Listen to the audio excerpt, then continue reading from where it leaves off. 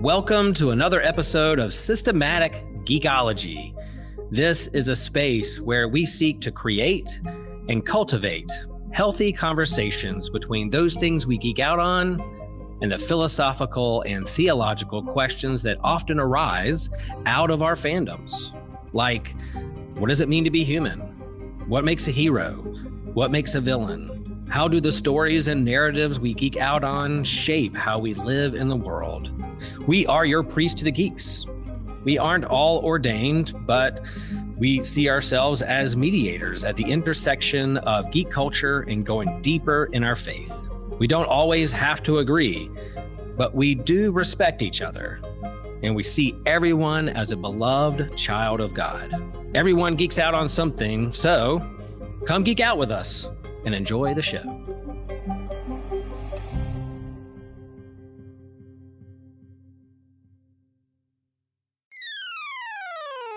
You're listening to an Anazao Ministries podcast.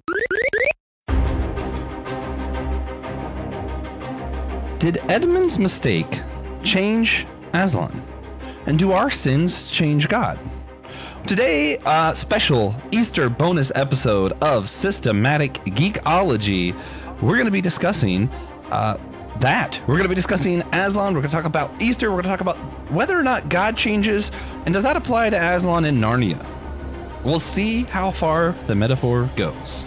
I, of course, am Joshua Noel, and I'm here with two wonderful guests, former hosts, some of the people who helped kick our show off from the beginning. Who else to have a special Easter bonus with than the one and only Joe Day of any podcast that you're not listening to right now. He's the host of, I think. I think that's how it works.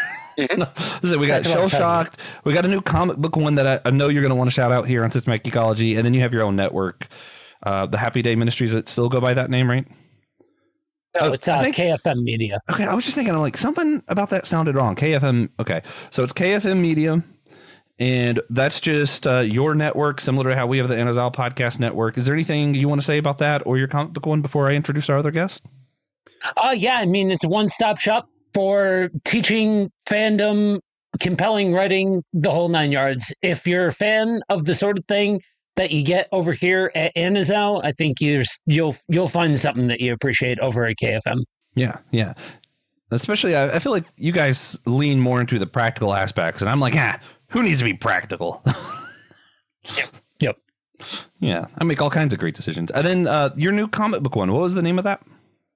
Understanding comics. So the whole idea is that comics can be a big daunting thing, especially now when you also add on the MCU having a million movies under its belt and all of that. There's a lot of people who are interested in the medium, but have absolutely no idea where to start. So the whole thing is having conversations to hopefully better understand comics.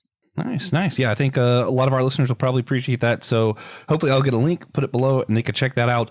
Of course, I mentioned we have another guest. I'm here with the one and only sensei and pastor and good friend and one of the founders of Systematic Geekology, Brandon Knight, host of Kung Fu Pizza Party and My Seminary Life, both on Anazao Podcast Network. Brandon, you want to talk any about your shows, introduce yourself, or you think they know who you are and can get over it? I think they know who I am, but in case not, what Josh said was very accurate. I have two shows here on Anazao, My Seminary Life, which chronicled my journey through finishing up my master's degree that was going on during the early days of Systematic Geekology as well.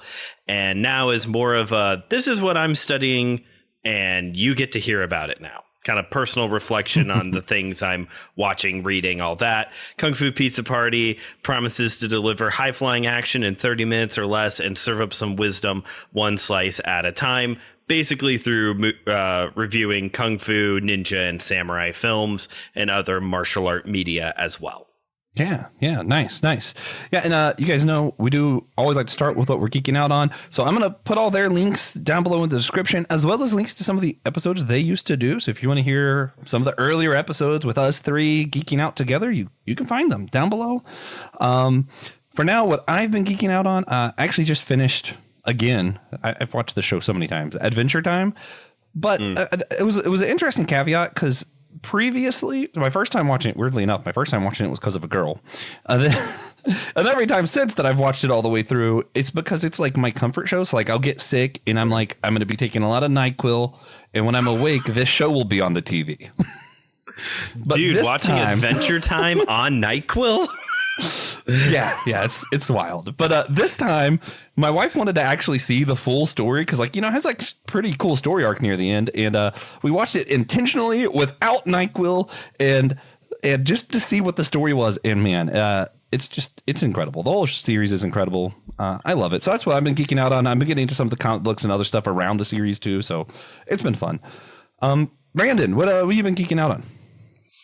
Well, what should I talk about? After years of fighting it off, I finally decided to give King of the Hill a try. I never cared for the animation. I don't like Beavis and Butthead, and that's, the other Mike Judge program. And finally, the algorithm won me over. I started seeing more clips online. And it was about the time when Hulu's newest revamp of the show was going to be debuting. So I was like, all right, fine, I'll give this a try. And I actually have really enjoyed it. I'm not too far in. Like, I think I just started season 2 pretty recently. So no spoilers. Yeah, no spoilers. Please. I am very excited for getting to some of the like social media references, especially when he pulls up to, excuse me, is this the cult? We're not a cult. We're a collection of like-minded people. Yeah, this is it. Like, I'm really looking forward to getting to that episode. Yeah, I love that show, but I do agree. I think the animation style is my least favorite part still. But the propane stuff, listen, I'm a charcoal guy. But his whole thing on propane it makes me so happy. I love stuff like that. Agreed. Yeah, that's just classic comedy. Joe, what have you been geeking out on lately, man? My wife and I are going back and forth doing a season of Buffy and Angel and then doing a season of the Arrowverse. So I'm watching through Buffy for the first time in full totality. I've seen random episodes, but this is my first full watch through of it. And then it is a fascinating experience to figure out just how much I forgave when the Arrowverse was happening in real time, because it is a trip to go back through that universe. Yeah, I love how they did the characters, but yeah, going back, there's a lot of shows on CW that are hard for me to rewatch. I think some of the Arrowverse stuff is for me. Buffy, like, I like Buffy as a concept as a whole, but it turns out I really only like the latter seasons when like the storytelling's more like a story and not episodic. I have been ruined by our modern times, and I find episodic TV really hard. Unless it's Adventure Time, apparently. I was fine with that. I don't know. I thought Joe was going to really lean in. People. Yeah. I thought Joe was really going to lean into the 90s and say like Buffy, Angel, and then like Xena or Charmed or something. Just like I want to watch Xena now. I haven't seen that show in a while. All right, guys, come back next year, our Easter special on Xena. Don't ask how we're going to do it. Let's go. Oh, man. For now, though, I do want to ask everybody to consider rating and reviewing our show, Systematic Geekology, wherever you're listening, Spotify, Apple Podcasts, wherever. It does not take long, and it does help a lot with algorithms and stuff, supposedly. I don't know enough. I'm just told things, and I nod my head and go, okay, I'll say that.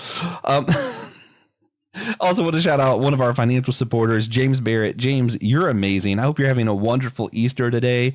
That Will preached a good sermon. If he didn't, deduct it from his Systematic Geekology pay, which is nothing, but it's fine. But James, we do appreciate you. And listeners, if you want your own shout out, you too can become an official member of Systematic Geekology on our website. That's down below in the description. And yeah, there's a lot of cool stuff over there. Even if you don't become a paying member, you can become a free member to get some content. You can see some of our t-shirts, other just stuff that we put out there is all on that website there. The shirt I'm wearing right now actually is from part of the series we're talking about today. It's the faces behind us. And it kind of shows a little bit of some of the characters we're talking about, people who look like the characters. But this series, we're just talking about people who inspired the main characters in some of our franchises. So this is our annual theme. If you want to get that t-shirt, it's also available on the site. Again, I think it looks really good in purple. we don't have a lot of shirts that look good in purple. So if you like purple, this is your shirt. Yeah. Of course, coming up next as part of our annual theme, we will be discussing other Time Lords who inspired the Doctor in Doctor Who. So that'll be on the main feed if you guys want to hear the next episode. I don't know who all's on it, but I'm hoping I'm on it. Should be on it if I'm not. So that's what we have to look forward to. But today we're going to go ahead and jump right into something a little magical. Talking about, of course, the Chronicles of Narnia, which I'm infamous. One of my bad opinions is this is my least favorite thing that C.S. Lewis wrote. So I brought two people who are better at it to join us. Also, I think I mentioned earlier, the annual theme faces behind us. The playlist for that is going to be in the show notes. I'm also going to include our very first annual theme that Joe proposed and Brandon helped make happen was the Year of Lewis. So I'll put a playlist for that too. If you guys want to go back and hear some of our Narnia chats. Not that far back. Yes. 21, 22. Yep. Well, I'm going to throw it to Joe because Joe's the big Narnia head in my mind. So what is your history with C.S. Lewis and with Narnia? And just kind of introduce us to what's going on here. So first and foremost, as we get started, I gotta see if I can still do this. What's up, you geeks? All right. So now that that's out of the way, we need. So Narnia is a fantasy franchise that suffers most by being compared to its contemporaries. It is nothing like Lord of the Rings. It is nothing like Song of Ice and Fire. It is nothing like any of these other high fantasy worlds that it tends to live in the same conversation with. And I think part of the reason why you have so many different sharp one way or the other opinions on for or against Narnia is because it's not the same as these bigger franchises that are that definitely have a larger and much more rabid fan base than generally Narnia attracts. Yeah. When did you first get into these books? I know you didn't necessarily grow up the same kind of like household that I did, but I know you have been a fan longer than me of the books anyway. So fifth grade was the first time we read Lion, the Witch, and the Wardrobe. After that, it wasn't until it was after I became a Christian. And so we're talking, I don't know, probably 7-8 years ago was the first time I read through all of them and started at the first, went through the last, realized that it's an out of order story, then went back and read it in chronology, and in the chronological order is where I absolutely fell in love with it. I also would say for anybody who hasn't experienced them narrated, if for nothing else, there is a copy out there of The Last Battle that exists that is narrated by Jean-Luc Picard, and it is peak fandom. Yeah, it is peak fandom. Yeah, that's awesome. Yeah. So I mentioned my bad opinion is my least favorite of C.S. Lewis's books, but I want to caveat that with it's still Lewis. Like, it's saying my least favorite of C.S. Lewis's books isn't saying that I don't like it. I still really like it. I just happen to like Screwtape Letters and stuff a lot more. And if we're doing it like as a series as opposed to individual books, it's also different because like individually, Voyage of the Dawn Treader, that's on up there. That might be one of my favorite C.S. Lewis books. It's just some of the surroundings, like that A Magician Nephew I love. I actually am not a huge fan of Lion, the Witch, and the Wardrobe, which is what we're talking about today. And and some of it I want to say is because to me, the allegories and stuff just feel so in your face. I'm like, this is painful. But I have friends who didn't grow up Christian who didn't even know there was a metaphor or anything there. They had no idea. So I'm like, I think a lot of it just has to do with how I grew up. So it felt in my face. And then I'm like, oh, well, if I didn't have that context, maybe I would have been able to read it different. I don't know. That's just where I'm at. Brandon, what is your history with the Chronicle of Narnia books? I, too, know somebody who read The Lion, the Witch, and the Wardrobe, and the allegory went right over their head, which is impressive. I think that's incredibly impressive. Yeah.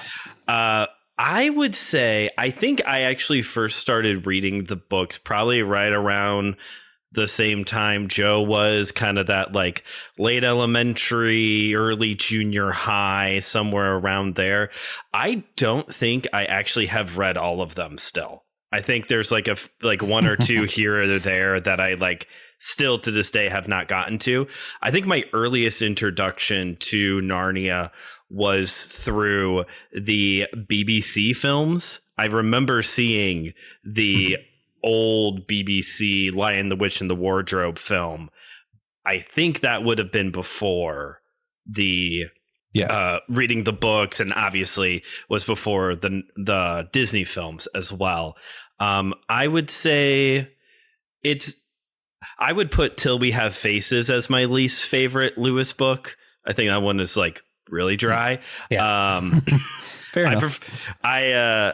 But to kind of piggyback off of Joe a little bit when he was saying how part of the reason why this series maybe doesn't kind of gets overshadowed compared to a lot of the other more high fantasy that is written around its time as a contemporary, it's not really even fair to compare it to some of Lewis's other fictional works as well, like Space Trilogy, Ransom Trilogy, depending on how pretentious you are, which is way more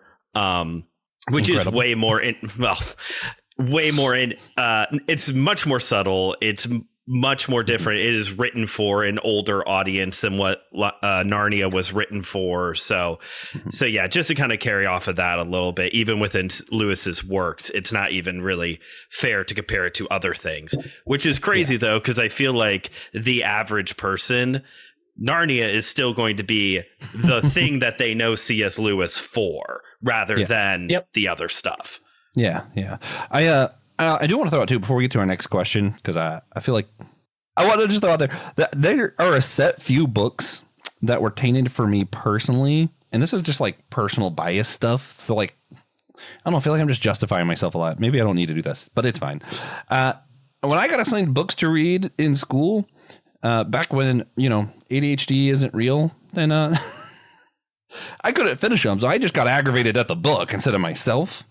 So this also fell into like that thing where like I tried to read it, couldn't read it, got aggravated. It was dumb. But then later on, when I was able to start like focusing better, and I learned some of the like habits and stuff that I need, start taking medicine, can read better.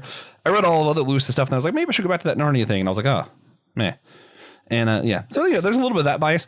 It's similar to like Hunger Games. My bad opinions with Hunger Games too. Like I can't stand them, and I know it's my fault. I went in thinking that it was going to be about cannibalism and giant violent stuff, and then I was like, oh, there's one person who dies over an hour into this film.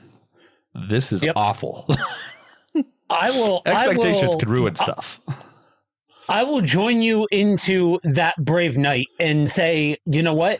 The Hunger Games suck. Why? Because they're boring. Because nobody's compelling, and the entire thing is garbage and only a byproduct of a post-Twilight world. I said what I said, and you can send all complaints to myseminarylife@gmail.com. Yeah. If you guys want more rage bait, ask me later about my opinions on heated rivalries. So for now, though, I think everybody, for the most part, knows what Narnia is of some sort. Maybe there are a few who don't.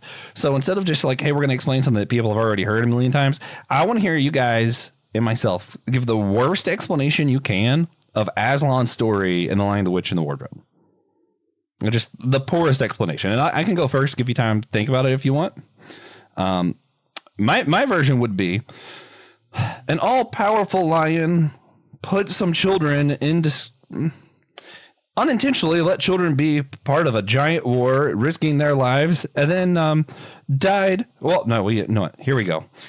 Unintentionally put children's lives in danger, then used his legal prowess and his knowledge of law to save them from battle. I think that's a pretty terrible explanation as far as things go. Joe, what's your bad explanation of Aslan's story in Lion, Witch, and the Wardrobe? A British kid almost gets killed over Turkish delight.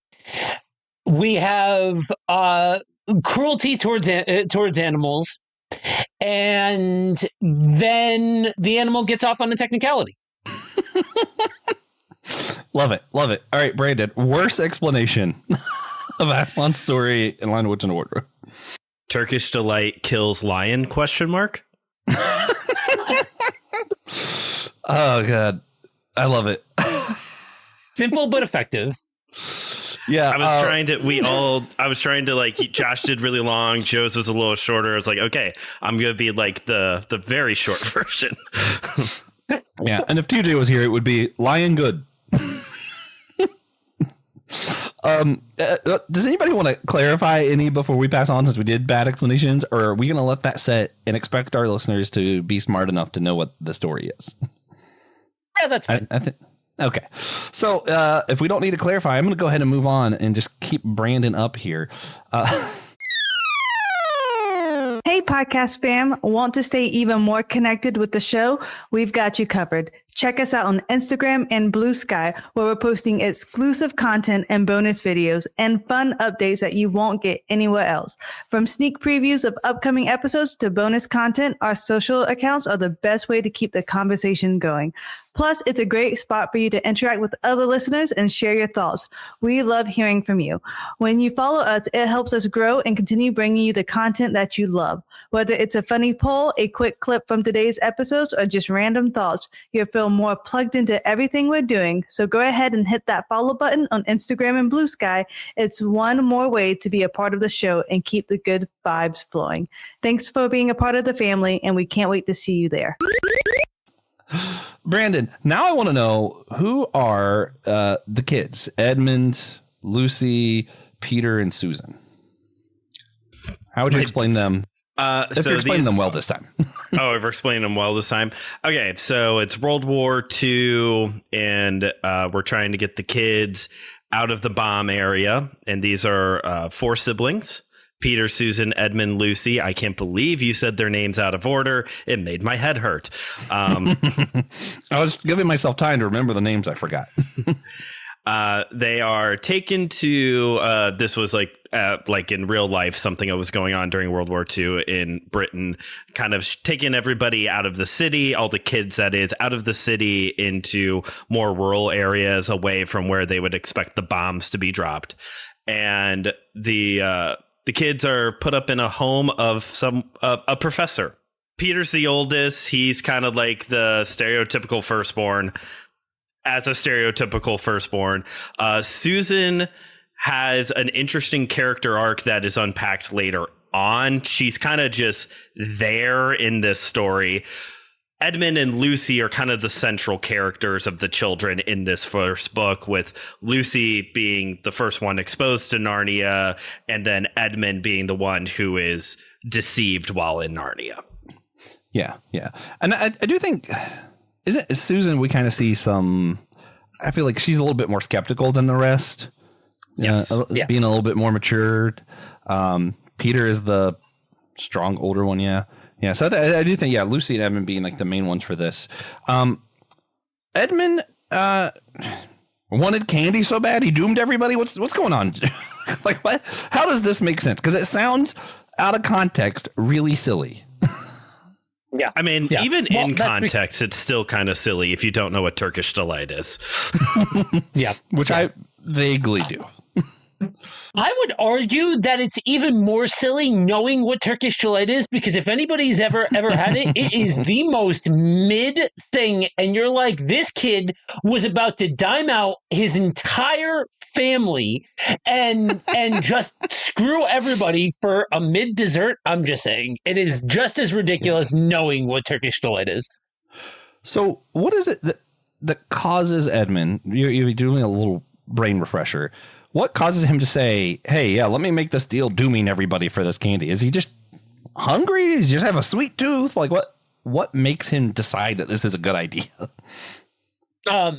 So Edmund is for as much as Peter is the stereotypical, like, man of the house, sort of eldest sibling, Edmund is very much the stereotypical bratty younger brother, who's very self-centered, very concentrated on trying to prove that he is, quote unquote, more of a man than Peter, even though, like, as a child, he has no idea what he's even saying as far as being like more of a man. But he is very much jealous of Peter and feels like he is the black sheep out of everybody. And so along comes this witch who promises him this thing and promises him power, and all he has to do is bring her the siblings, because everything at first seems like innocent enough. And so she's like preying on the fact that he is a dumb child and he is very self-centered, so he is seeing right in front of his face, no further, and using that to like manipulate and coerce and all of that sort of stuff. And then you kind of get this shift into the other shoe dropping of like, no, kid, you don't understand what kind of trouble you're in, and like that now he has no choice but to follow until Aslan comes in and like saves the day and all of that sort of jazz. But it's basically it's a scaled down version of tempting somebody with power or with what they wanted. You know what I mean? That temptation, that tempting fruit, if you will, if you really want to like try to stretch out the Christian metaphor in this thing as far as you can get it, sort of deal. And he realizes the error of his ways once he's saved by Aslan. Yeah.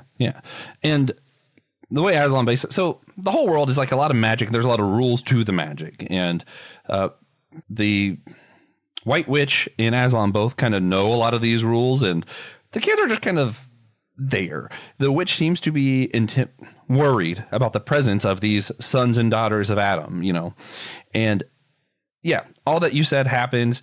Aslan really does, just through knowledge of law, go, wait a minute, I know how to break this, and he ends up dying on a stone tablet, coming back. You see a lot of like magic things happen, and then the witch has that oh crap face and knows that it's going down.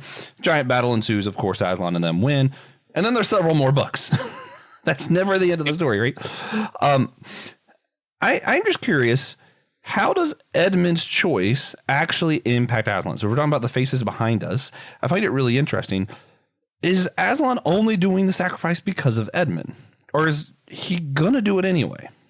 Brandon. So can I real quick before you jump in, Brendan, I want to be super pedantic here and be that Narnia nerd. Perfect. And say it is sons of Adam and daughters of Eve. Oh yeah, I knew that. I just didn't want to take the time to say it. I was feeling lazy. Oh, so being a feminist is something you can choose to be, Josh? Oh, so you at that point it's okay not to say right into that one, Josh. Anyway, I didn't even have to hit you with the chair. You just like turned into it on that one. Are we gonna talk about? Yeah, we're just gonna keep dogpiling on you. Okay, so the question is, in Narnia, was Aslan just going to die for Edmund because of the situation, or was Aslan always going to die? Is that the question? Or whatever he did. I don't know if I'm going to get to the death stuff in a second, but like that whole event, dying and coming back, whatever it is that makes the magic happen, does he still do it without Edmund? Does he still do it without Edmund? Okay. So this is something I've been thinking a lot about as we've been going into this episode. I have heard from one of those thick theology books that I've read for a class, and like thick, like, really long, not thick, like, the good kind of thick. One of those thick theology books I had to read was talking about how what we see in Narnia is, I'm trying to remember the exact term now, but kind of this atonement theory where Jesus is replacing us in a way. It's like the devil has ownership of us, And so Christ's sacrifice was a replacement to get us back from the devil. Not necessarily, yes, dying for our sins, but not necessarily in the way that you may typically hear in an evangelical church kind of thing, but more of the devil owns you, and so you are being bought from the devil. And that is more so the style that we are seeing here. I will say this as a level 1 rank amateur Lewis person. I don't think that was C.S. Lewis's intended purpose, was to communicate this kind of atonement theory. I think it just works for the book. We were kind of poking fun a little bit at the just how like on the head a lot of the theology is in this one. I gotta say, I love the death and resurrection of Aslan. I love the stone table. I love the stone table being snapped, like all of that. And then just like Lewis's just like such a comfortable use of the word magic throughout all of this. It is a deep magic. Do not quote the deep magic to me, where I was there when it was written in my best Liam Neeson, which wasn't very good. But so I don't know if that can get us started or not, but I know that part of what's going on here is kind of this like bargaining aspect. And if we're going to run with that theory, then no, Edmund has to be there in order for Aslan. Aslan has to offer himself in replacement of somebody in order for this kind of scenario to work out. So I'll set it there, and then you guys can like take it from there. So that gets us to the next question, actually, because I was going to ask about atonement theory stuff, because I don't know if I'm misremembering the book, but I feel like it's a little more ambiguous. Like I've always was a little curious about this, because it doesn't seem like the White Witch was, if you die, I'll give you this. You know, like I don't remember it being like that. I also am not sure, because again, I don't remember exactly how everything's worded, if it was the death or the resurrection that caused, them to be able to be free. So there's a lot of like questions here. So when we get to the atonement theory, just for the theology nerds out there, the theory that Brandon was describing is called ransom theory. Is like you sin, now the devil owns you, and we're like ransoming for one another. The most popular today theory in like evangelical American churches is probably going to be this penal substitution theory, which is really similar to the ransom. And that's this whole, you sinned and you have to die. And it's not like the devil has power over it. It's like your choice. That's the consequence. And God's going to substitute himself to suffer the consequence. I myself am more of this Christus Victor model, would be kind of the closest I think I come to when it comes to atonement theories. That I think what's happening, and we go to like the real Easter story. I don't know about Aslan, but I think that Christ literally defeats death. He defeats sin, the grave, all of that. And we can share in the victory rather than, oh, God owed something to Satan, or, oh, we were going to die. And he was like, I guess I'll die for you. Like I think it's more of a victory story. Yeah.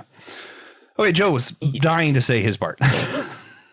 Yeah. I'm glad that you went first, because it ties in, it gives a space to separate out the two topics, because I think one of the reasons why The Lion, the Witch, and the Wardrobe gets the rep that it does, and why by proxy this book is what informs a lot of people's opinions on Narnia as a whole, as being this pseudo-Christian, allegorical, every bit has a tie-in sort of misnomer that some folks have, is because it does.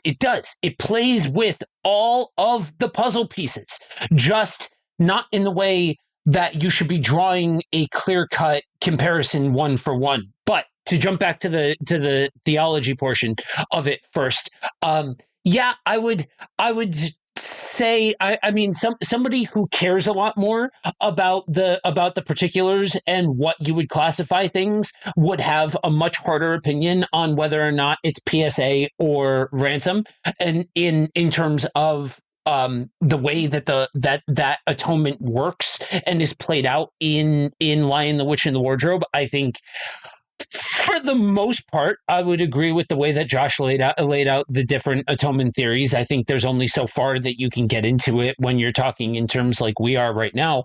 But I would absolutely fall into the same camp that that Josh does, simply by proxy of it is this picture of atonement that has either a ransom being paid or a substitution being made, relies on several key misunderstandings that, to me, have spun off so many bad thoughts either way. I've seen well-meaning heresies born out of a misunderstanding about atonement because they heard it the wrong way, because they heard heard it in a way, and it's a response to the Sunday morning model. It's trauma. It's just a cycle. It's just a cycle of trauma.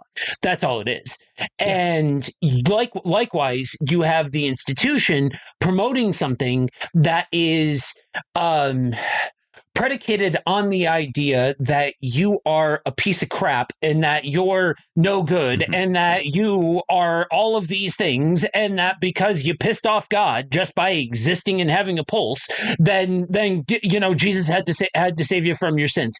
Is everybody in the church going to say it the way that I just did? Absolutely not. But extrapolate out the thought process and do the research for yourself and ask the big questions on what something like PSA is telling you versus what something like Christus Victor is telling you, because it more in lines with everything about what we know including up to the point of resurrection and including the Old Testament and including, because crazy, it's one continuous narrative that ultimately leads to Jesus, and you can't separate any of these out to try and custom fit an atonement theory or some principle about God that neglects a different part of Scripture. Okay, I'll stop preaching.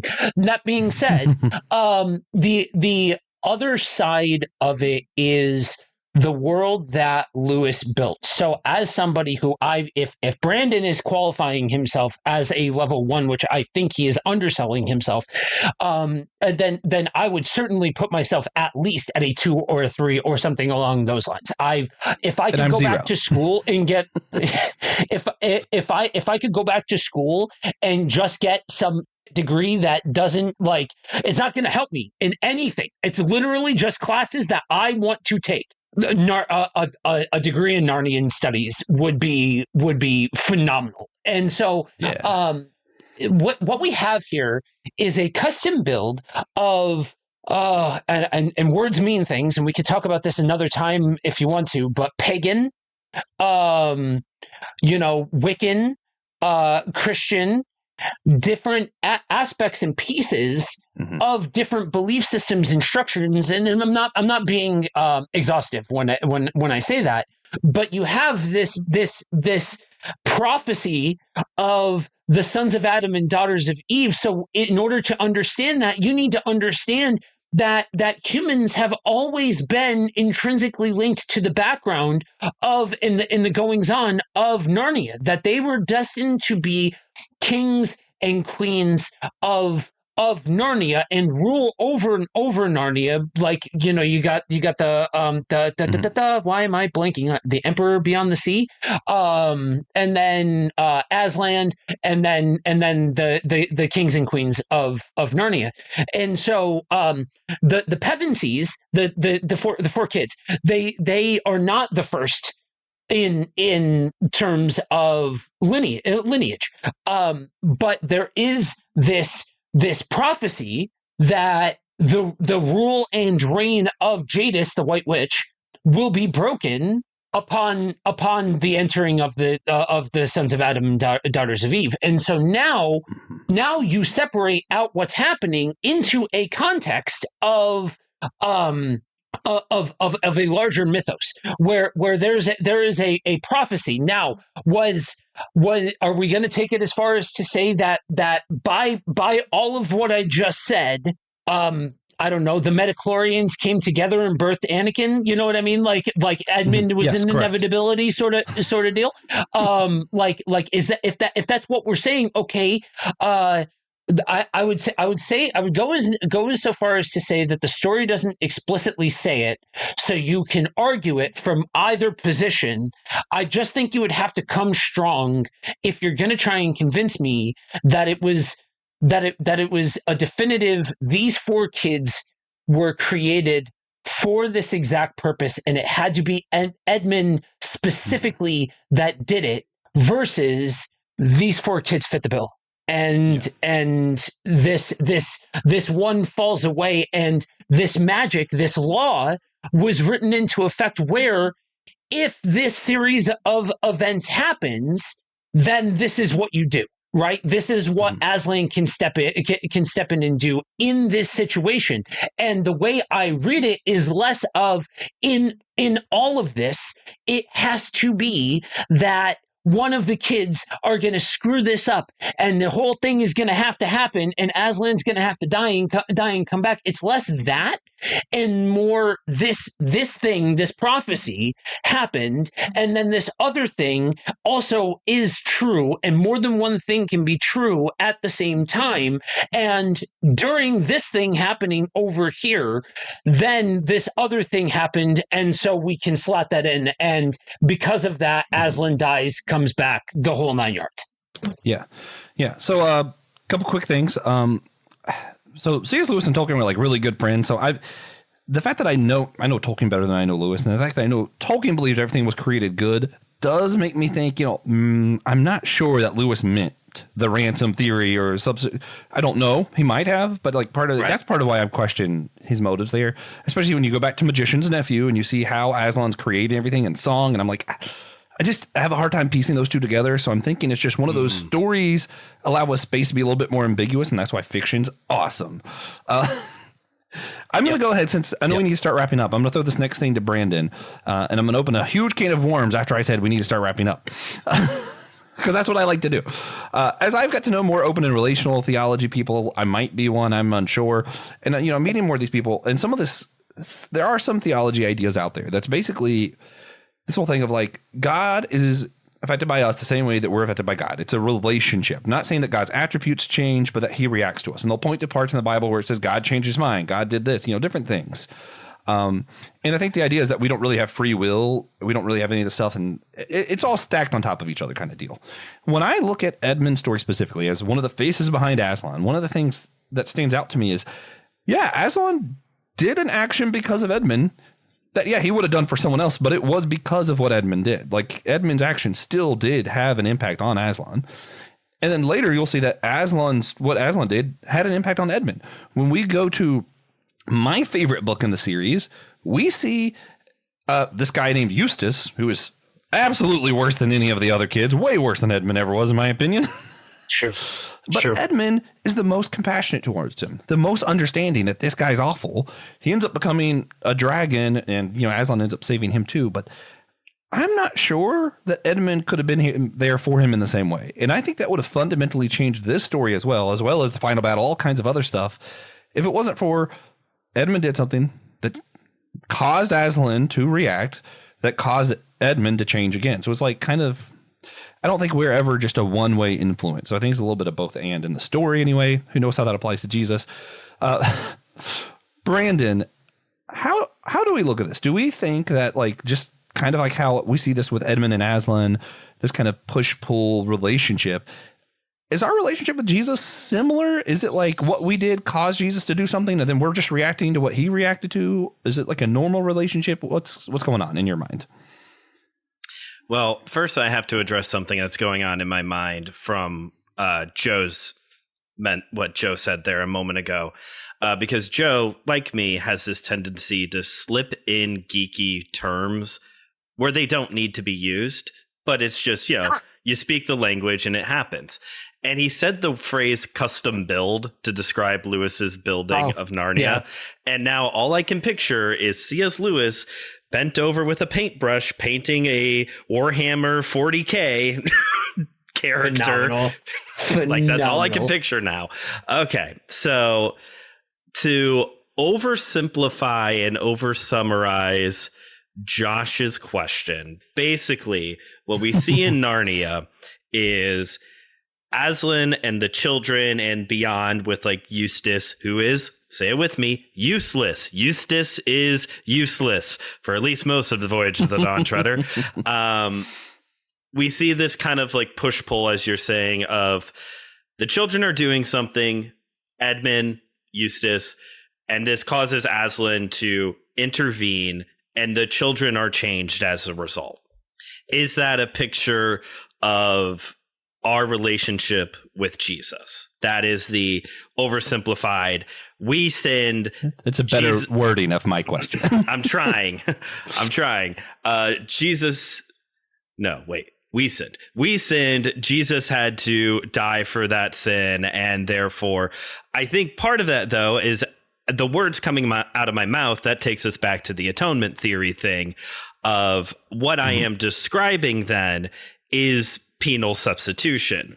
We did something. Edmund did something wrong. It results in Aslan having to intervene.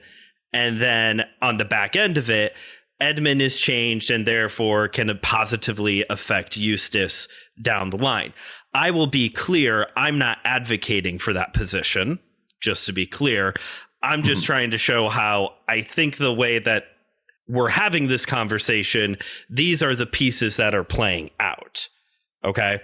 I definitely think, you look at 1 John, whatever. I'm terrible with references. One of the reasons why I'm not a very good pastor. 1 John, we love because he first loved us. So our experience of God's love, Jesus's love for us, therefore informs how we love others.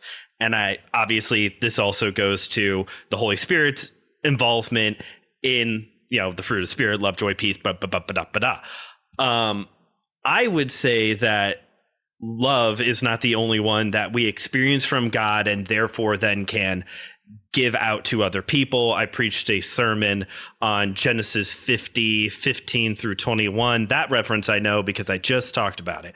And this is the Jacob has died. Joseph and his brothers and his family are all reunited. Jacob has died. The brothers are like, oh no, Joseph's going to kill us all now because dad's gone. And it says in the text that when they come to Joseph seeking forgiveness, Joseph forgives them and speaks kindly to them. And so what we see in that text is that we're not Joseph. We're the brothers. If anything, what we see in the life of Joseph in his relationship with his brothers mirrors the parable of the prodigal son, of the son going off, doing his thing, basically wishing his father was dead, and then having to come back to his father to seek forgiveness and offer himself lower than what he should as his own child, and the father accepts him. It's almost verbatim the same thing with Joseph and his brothers. And it is his kindness that reconciles this relationship. And therefore, Joseph serves as a picture of God's kindness to us, reconciling us back to him.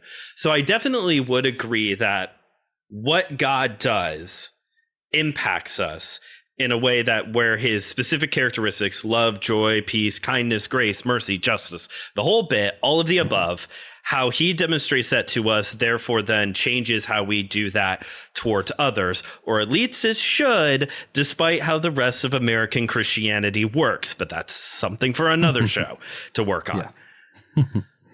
Whether it's we did something and therefore God has to respond to that, I'm still trying to work out on my own. If I'm being honest, right now, I've been reading the book of Exodus, and that does come up a lot. What you said earlier of, and God changed his mind and God remembered. And it's like, it is very relational. The book of Exodus is hyper relational. It's God stepping into the story of Israel and saying, okay, I'm going to make this more personal now. What we're doing here, I'm going to make it even more personal than my relationship with Abraham, Isaac, and Jacob. And so from the lens of, I guess I would say two perspectives. Narnia is a book. Lewis can write what he wants. And so, yeah, it is quite obvious that the actions that the children do directly influences the Jesus character. Yeah. Howdy guys, I really hate to interrupt, but my name's TJ, and I'm here to tell you about our new merch. We have incredible new stuff with Fourth Wall. We have just partnered with them as a new store. They have a lot more to offer, which means we have a lot more to offer. We can now offer you beautiful Comfort Colors t-shirts. They're so comfy. I wear mine all the time, and we've got it all now. Cups, hats, backpacks, pajamas. If you want your Systematic Geekology pajamas, you know where to go. My personal favorite is actually our Throne of Geeks shirt. It is Comfort Colors, blue, black, green, red, orange, and the shirts are just so nice. And the shirt itself, we've got the Throne of Iron geeked out because, that's our brand. We've got Mjolnir on there, the Buster Sword, Trident, basically just the coolest weapons from our favorite properties are on the shirt instead of a bunch of normal boring swords from the boring series Game of Thrones. So check that out, and thank you. Scripture, to me, as I'm working my own faith out, it's way more ambiguous to me than it used to be. I did come from the whole, well, God didn't really change his mind. He was going to do this all along kind of perspective. That was what I was raised in. Mm-hmm. To me, that just seems like too simple of an answer. Like we're scared to maybe sit with the idea that God does change his mind, or that even that our actions make an impact on him. So sorry, that was a long-winded answer for here's one thing, and I don't know about the rest, but hopefully Joe can save us all now. I'll give you a really complicated question. I'm going to speak my piece and let Joe take us home before we finally do the actual wrap-up here. Just because, Joe might have smarter things to say than me, and I don't want to go after Joe. I want to mention, since just on the basis of what you were talking about, I think I have flip-flopped. I'm still working it out, mind you. I just want to, asterisk everything I say. I'm always I might be changing my mind. But I think I flip-flopped a little bit on this, where I think, I did grow up in that whole, this stuff's literal, this stuff's not. And the parts that were literal was God's the same forever and always, past, present, future. God's always exactly, whatever. And then the stuff he changed his mind, that's not literal. And I think, and mind you, I don't believe in biblical inerrancy anymore. So if you guys want to just trash everything I say, that's cool. And I also want to say, on our network and even on Systematic Geekology, we have other hosts who do believe in biblical inerrancy, who do follow substitutionary atonement stuff. And I love them. I treasure them. I just disagree with them, right? And when it comes to this, it's not that I think one's literal and one's not, but I think when we're talking about God being the same forever and always, I think we're talking about the characteristics of God, who God is. And I don't think that changes. But when we say God changes his mind, that to me makes sense, because I don't think God knows the future, because the future doesn't exist. So I don't think there's a way to know the future. And that's going to get me in trouble, but we can debate that on a theology podcast sometime. Because a lot of how we interpret the Bible when it comes to prophecies are just funky and weird. Anyway, the stuff God regretted at the flood. He's like, I regretted making humankind. I feel like God is actually reacting to what we do. Now, to me, I would say Jesus, not on the cross. That's not when he paid the debt for our sins. He died and he came back because he defeated hell and the grave for us. I think that victory was done because we basically enslaved ourselves through our choices, and he still came and won. And I think he did that for us. And as a reaction, I'm celebrating that victory, and I'm trying to help others share in the victory of Christ. And that's pretty much who I am as a person, is because I'm reacting to what Jesus did there. And I think that reaction to one another between God and man, that relational aspect, that hyper-relational stuff in Exodus, I think all that is literal. It's true. But I also think God doesn't change his characteristics. So that's where my liberal friends can be mad that I still like immutable. That's God. And my conservative friends can be mad that I'm he changes his mind, and everyone can just be mad. And then Joe can save us with some profound wisdom after I sound stupid. So going back first and foremost to the story that we've been talking about, I think one of the things that Lewis does better than Tolkien and really any of his other contemporaries is he's very good at mythology Legos, where he will take aspects and pieces from different belief systems and bring them together and use them for an overarching story.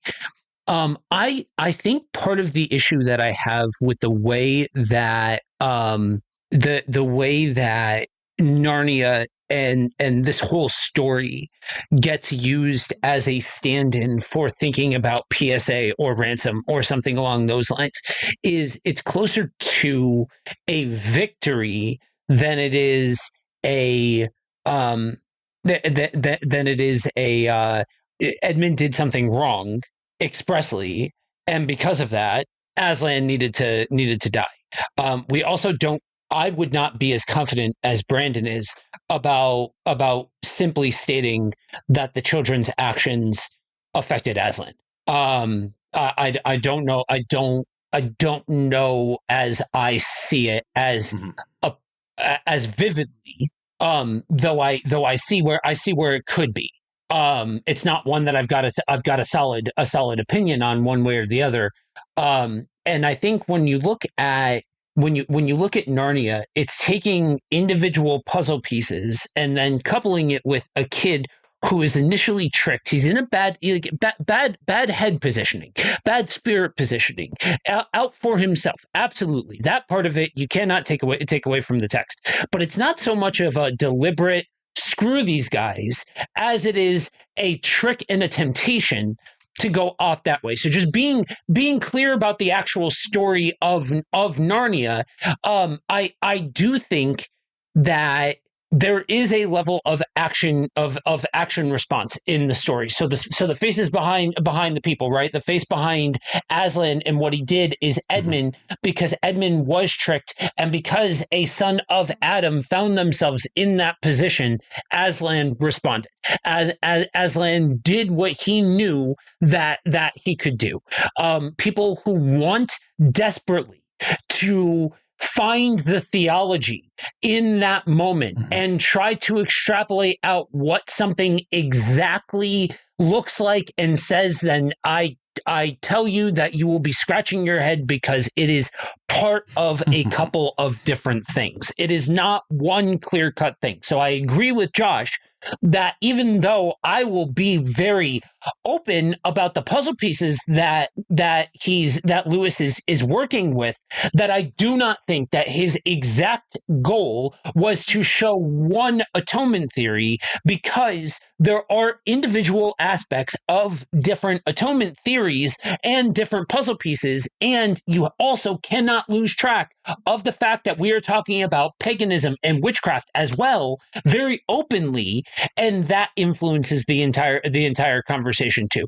So I would just like to say, for all of my high-minded theology brothers and sisters that so desperately want to comb this and drudge the depths and beat this thing until it's senseless to make whatever you can make of a hyper-progressive or a hyper-conservative point of view, chill out, bro, and just enjoy the story. That's all I'm saying. Just take in the entire mythology of the Narniad and experience something that has a lion singing it. Dude, just shut your mouth, close your eyes, listen to somebody narrate Aslan bringing the world into existence. It'll change your life. It is an amazingly beautiful piece of art, in my opinion.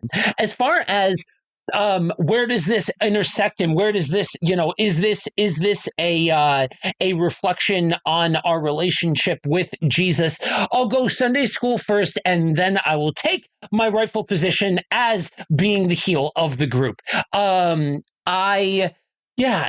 Responsive love is responsive love. The Bible says it, and we wouldn't know love if we did not experience love. So from the divine to the human, that part of the road is clean and open. It is a beautiful picture when we get to love our neighbors, and I do mean that as a filthy liberal. That your neighbor, who's your neighbor? The answer is yes.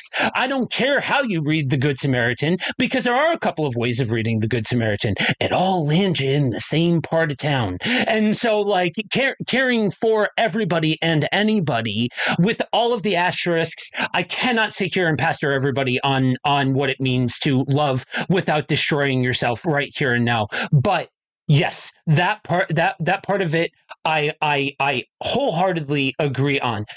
The other side of the street, I'll play the heel, because I think a lot of what I hear in general, and there's multiple flavors. For anybody who doesn't otherwise know, there's multiple flavors that stem off of this very topic right here. Most, if not all, of what I've heard is a very heartbreaking, very, very sad trauma response. Because remember what I said before, from jump, from the churches, from the trenches, from evangelicalism, but there's that word, evangelicalism. It's a house of cards on words and concepts that have already been divorced from their initial meaning, from what the text says that they are, or what a dictionary says that they are, and they're all front loaded with our own presuppositions and our own read-ins. And if you do all of that, then you can very easily end up in a part of town that says, oh, well, this is literal and this is figurative, and it doesn't matter where you land because you change those dials. You set that setting just a little bit either direction, and you get into an entirely different belief system. So I'll go to the same parts of town that you guys want to play in and say, okay, then I challenge you at the level of how it would have been understood by the source audience. Because part of what you guys are saying, I fundamentally believe, is a Western read-in to the concept. I think it is something that we deeply want as Westerners, and we think of it in a post-Enlightenment model, and we think of it in terms that lead us to this point of saying this is literal, this is figurative, without missing, or let me say it like this, without taking the proper level of consideration to asking and focusing on what the purpose of the text, not what it is, not what this individual thing is. I have met beautiful souls, wonderful people, by every standard and measurement, that believe that God changes on a whim, that God will change his mind at the drop of a dime with a compelling argument from a human being. Okay, cool, great. Just like I have met really, really terrible people who are just so ignorant to other parts of thought that fall into that same category. And the same goes with the other side of the coin too. So we can villainize or say this perspective is right and that perspective is wrong and all of that sort of stuff. But ultimately, at the end of the day, I guess I say, even though I am a heel in saying, no, I don't read God changed his mind in the sense. I think it's trying to convey a point, not say something hyper specific. I still say it's all open-handed.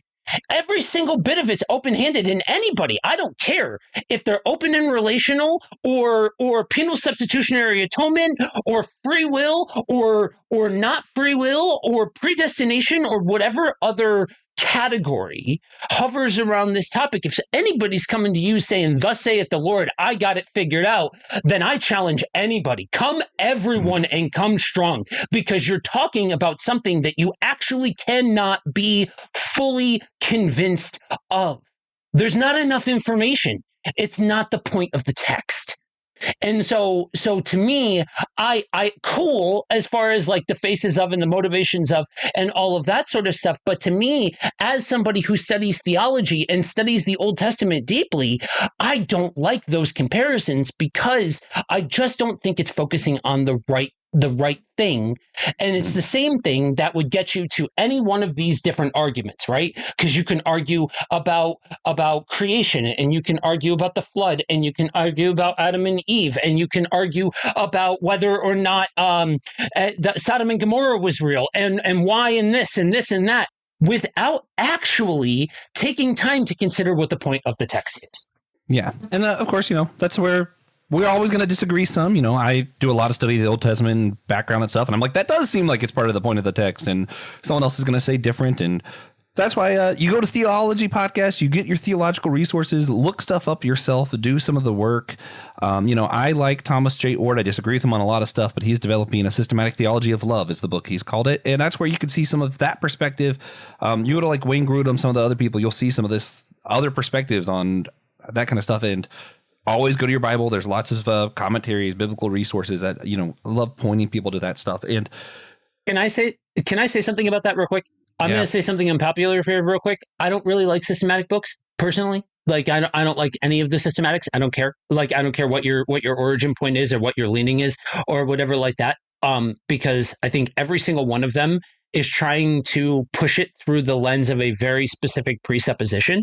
And I think we can very, very, very, very quickly lose the rabbit on any of them. Take your pick. If you're going to say, what about so-and-so? I'm going to say yes. Even if I don't know who it is that you're talking about, I'm going to say yes, because I would put all systematics to exactly this point. And I only bring that up to reinforce the first thing that you said, Josh, because I think there are so many things that us as Christians, we are now, as everybody on this group is different ranges of millennial, and so we have grown up in a pre-digital and post-digital digital world. And post-digital world, we've come to this idea of we need to have an opinion on everything. We need to know what the hell we're talking about on everything. And when we present on social media, we got to come strong and come with everything that we've got, and we've got to document everything. It's this idea of social media, and we post. What's the first thing you do when you're on vacation? You got to post a picture and all that sort of stuff, which is just bad op security. I'm just saying, you're letting everybody know that you're on vacation and that your house is empty. I'm just saying. Anyway, so all of that needs to sit in a context where if you are claiming the name of Christ, do not care. I'm a yes and sort of guy. I'm not a full, we all have free will and nothing else. And I don't think predestination is a thing either. Purely, I think it's a yes and dynamic, and I think the Bible would back me on that one. I think when you look at what our role is as followers of Christ, if you claim the name of Christ and you're trying to figure out this whole theology thing and all of that sort of stuff, then at the bare minimum, seek wise counsel, right? Seek wise people around you. That's a wonderful thing. That is a holy thing to do. But do the work for yourself. Know what you believe and why you believe it, because you should be able to disagree well with other people. Now, if you got somebody coming at you saying that Jesus is a giant flying spaghetti monster with pencils for arms, and I'm saying that as a bit because it's not always that hyper obvious and all that sort of stuff. If it's heresy, it's heresy. But also at the same time, we gotta chill on the idea of what is and isn't heresy, because we've come to this point where you want to stop a conversation. You want to stop a theological discourse, you just call somebody a heretic and storm away, right? But listen to what Josh is saying here. Put in the work to discern these things for yourself and take ownership of your beliefs. Don't take it from me. Don't take it from your pastor. Don't take it from your favorite theologian or your favorite podcaster. Take it for yourself, because there are so many tools to be able to learn on your own, freely available to you. Yeah. Try really hard not to chase the rabbit because we're already pretty well over time. Just say I do disagree about the systematic theology stuff. I think you should read as many of them.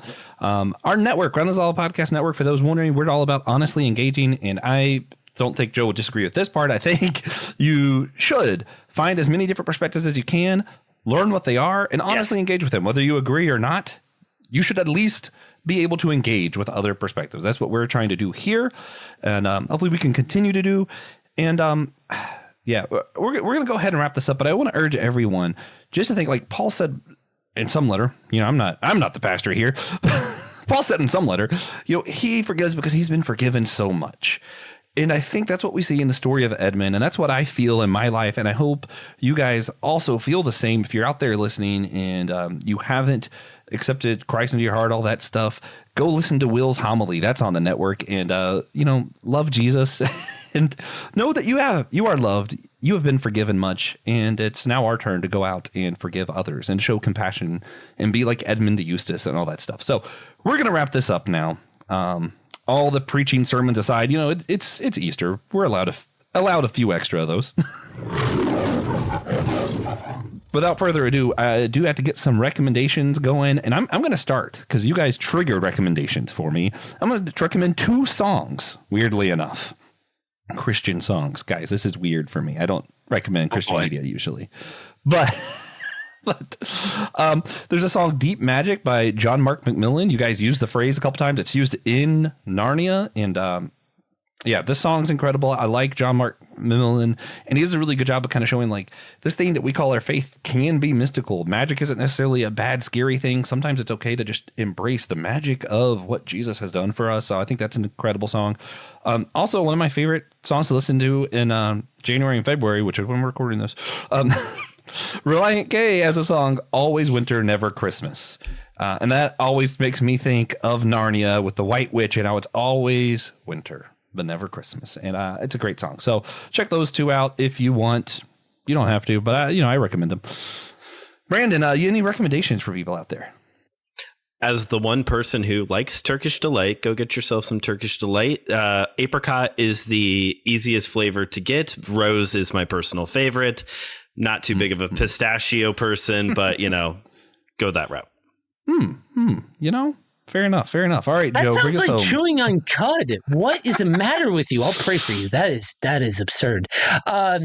Y'all, I'm gonna take it in an entirely different direction.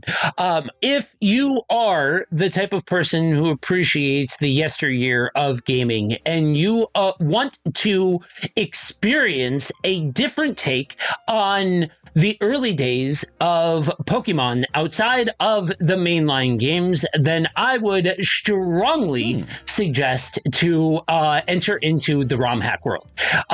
There are a million ROM hacks out there. I am in the middle of a replay through a ROM hack of Gen 2, and it's really cool to see what people do to expand on what was largely primitive at the time, to create entirely new worlds using mechanics that we already know.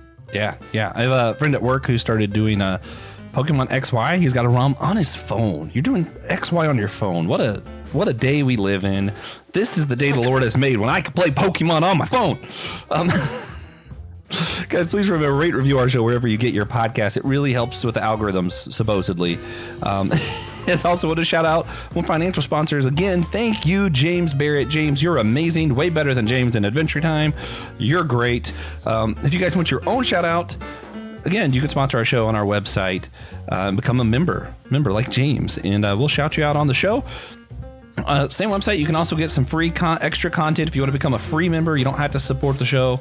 You can buy some merch, leave a one-time financial tip, whatever.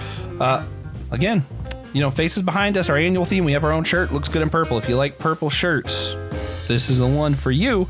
Again, next up in our annual theme series, Faces Behind Us, we'll be discussing other Time Lords who have influenced the Doctor and Doctor Who right here on the main feed. So just be waiting for that.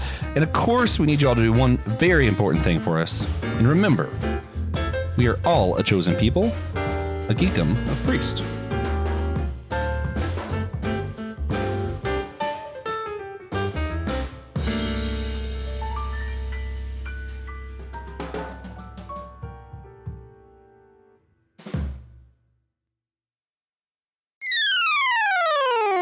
Hey guys, Christian here. Have you ever wondered how you can support Systematic Geekology? Well, we've made it a lot easier for you by going to Fourth Wall. Instead of what we've done in the past, Fourth Wall makes everything very easy for everyone involved. Everything is in the same spot. So if you want to find a way to become a member and get access to our exclusive memberships and all the giveaways that we're going to be doing, Fourth Wall is the way to go. As well, if you want to see all the extra episodes and content that we only put to our members, that's the best way to go. Feel free to rate and review us there. You can also leave a donation or tip if that's something you're interested in. And as well, you can help support our All Reading Counts initiative that we do. All the donations that go to that go to our libraries. You also, if you really want to, it's like, man, I really want to hear more episodes about Christian for some reason. Or even for reasons I don't understand, you want to hear Joshua more often. We have episodes listed by host. And you can see everyone there. If you have a favorite host, head that way and support the episodes that they're on. You also find a link to our YouTube page. And we may be adding some special content beyond what we've promised. Everything that was once in multiple different locations and you didn't know where to go, well, it's all in that one convenient place. If you want to know exactly where to go, the link to this will be in the description below. Hello, friends. This is Andy Walsh. Thanks for listening. If you're going to be a systematic geek about this podcast, you need to know that it's part of the Anato Podcast Network. Other shows in the network include the Whole Church podcast, where Joshua Noel and TJ Blackwell have spent over 7 years now in pursuit of church unity through education and conversations with leaders across traditions. 7 years, that's a podcast that has lost some baby teeth. My Seminary Life with Brandon Knight, where he began discussing what he learned as a seminary student and is now learning with the listeners in a continuing lifelong education. The Bible After Hours with the Foul-Mouthed Preacher, where he critically examines the modern church through satire, then provides a more progressive reading of Scripture. And the Homily with Pastor Chill Will from Chapel Hill, where Will Rose's homilies are periodically updated and made available through the podcast, always reminding us that we are loved with a love deeper than words. Thanks again for listening, and remember, if you're going to geek, do it systematically.